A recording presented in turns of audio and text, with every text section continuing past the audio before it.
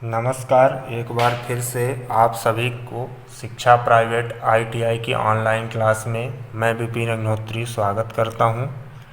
इससे पहले की वीडियो में हम लोग क्षेत्र मिति से रिलेटेड जितने भी टॉपिक थे, वो चाहे 2 बीमा वाली फिगर हों या 3 बीमा वाली फिगर, सभी के बारे में अध्ययन किए हैं, फार्मूले बेस्ड क्वेश्चन सॉल्व किए हैं। आज का जो हमारा टॉपिक है, कुछ इम्पोर्टेंट क्वेश्चन सॉल्व करेंगे जो बुक में हैं, तो उनको मैं लेके आया हूँ। आज इनको सॉल्व कराएंगे। यहाँ पर जैसे कि पहला क्वेश्चन है, एक 10 सेंटीमीटर व्यास तथा 6 मीटर लंबी कॉपर रॉड के मूल्य की गणना कीजिए।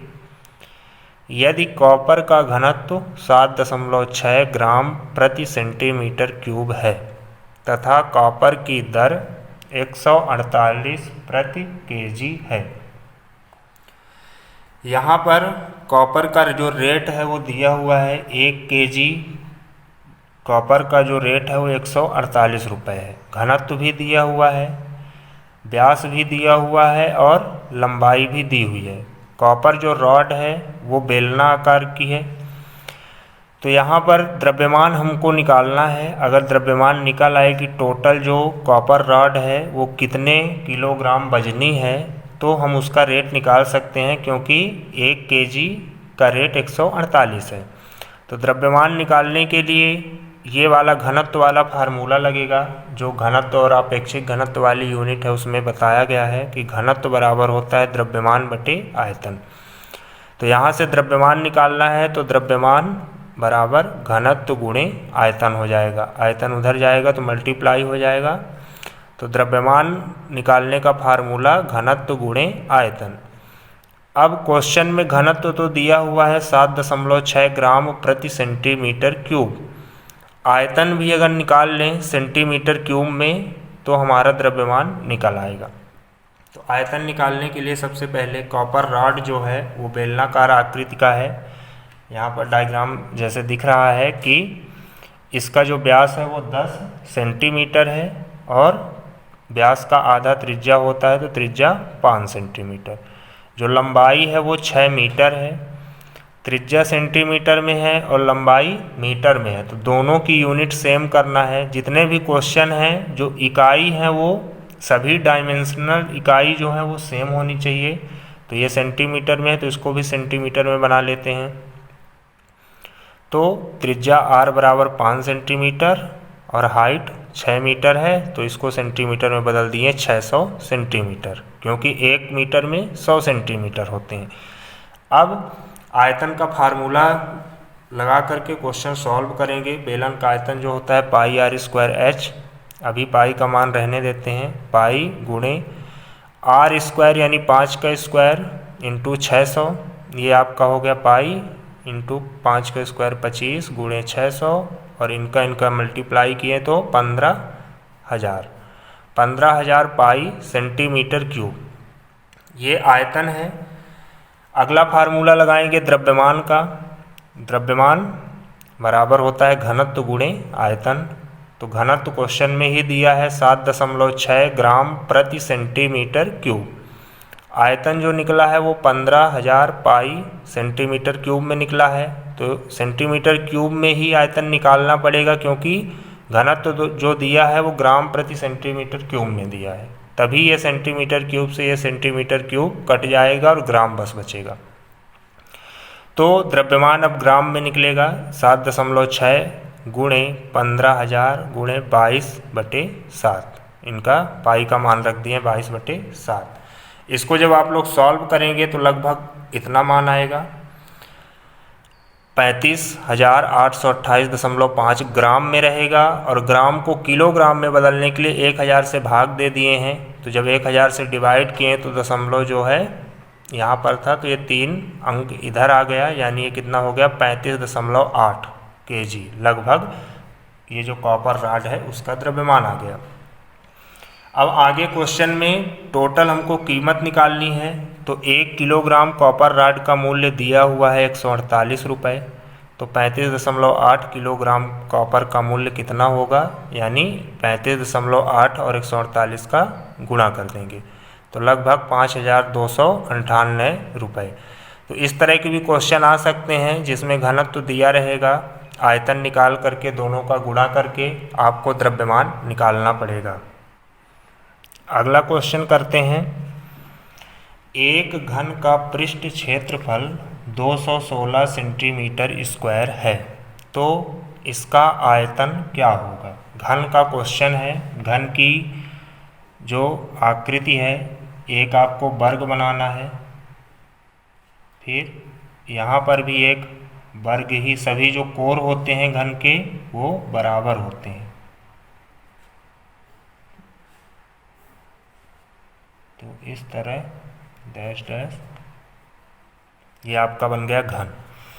अब घन का जो पृष्ठ क्षेत्रफल है, कोण जो होती है वो होती है ए, इसकी सभी कोरें बराबर होती हैं। फार्मूला भी आपको याद ही है, घन का पृष्ठ क्षेत्रफल, पृष्ठ क्षेत्रफल का फार्मूला होता है 6a²।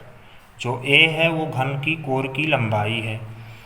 तो पृष्ठ क्षेत्रफल दिया है, यानी 6a² का मान दिया है 216 सेंटीमीटर स्क्वायर।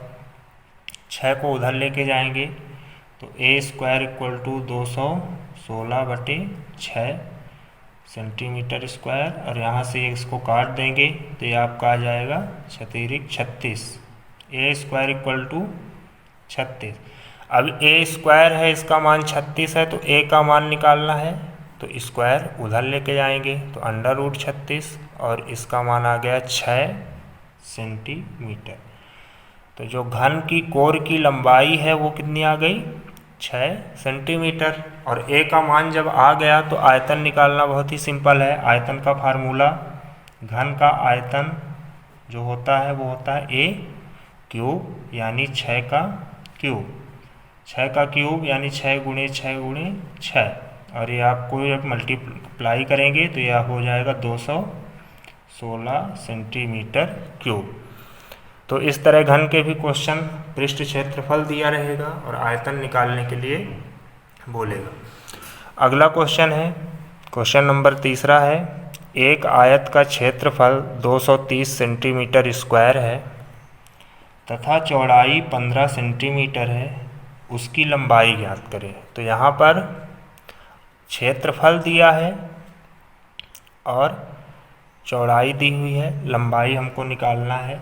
आयत जो होता है इस तरह की आकृति होती है, आयत की समतल आकृति है जिसमें लंबाई होती है और चौड़ाई होती है, दो चीज़ें होती हैं। क्षेत्रफल जो होता है इसका भी फार्मूला होता है, आयत का क्षेत्रफल बराबर लंबाई × चौड़ाई। तो क्षेत्रफल ही दिया है क्वेश्चन में, तो क्षेत्रफल की जगह लिख देंगे 230। जो लंबाई है उसको हमको निकालनी ही है, तो लंबाई लिखा रहने दीजिए, गुणे चौड़ाई जो है वो 15 सेंटीमीटर है। अब लंबाई निकालना है तो इस 15 को इधर लेके आएंगे, यानी लंबाई बराबर 230/15। अब इसका भाग दे देंगे तो आपको लंबाई आ जाएगी, आयत की लंबाई। ये 15 × 15 8 हुआ, 80 हो गया, 15 × 5 = 75, फिर 15 × 3 = 45, लगभग इतने सेंटीमीटर। तो ये आपकी लंबाई निकल आई।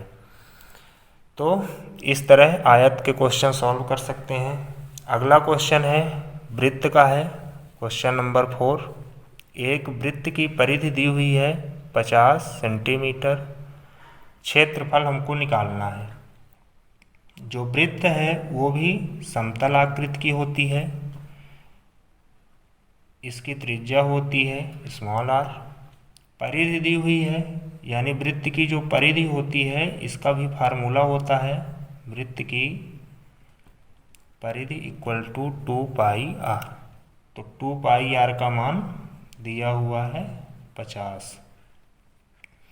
यहाँ से r का मान निकालना है, तो r बराबर 50/2π। 2 से 2 कट गया, 25 हुआ। 25 पाई का मान 22/7, तो अभी चाहे पाई ही रहने दीजिए, फिर लास्ट में रख देंगे। तो ये आपका आ गया आर का मान 25/पाई सेंटीमीटर। अब हमको निकालना क्या है, क्षेत्रफल। तो वृत्त का क्षेत्रफल का भी फार्मूला होता है, वृत्त का क्षेत्रफल बराबर होता है पाई आर स्क्वायर, यानी पाई गुणे आर का स्क्वायर यानी 25 पाई गुणे 25/पाई। एक पाई से एक पाई ये कैंसिल कर दिए, और 25 और 25 का मल्टीप्लाई करेंगे तो 625/पाई। अब एक पाई इसका मान रख देंगे 22/7, यानी गुणे 7 ऊपर हो जाएगा, 7 ना लिख के ऊपर कर दिए।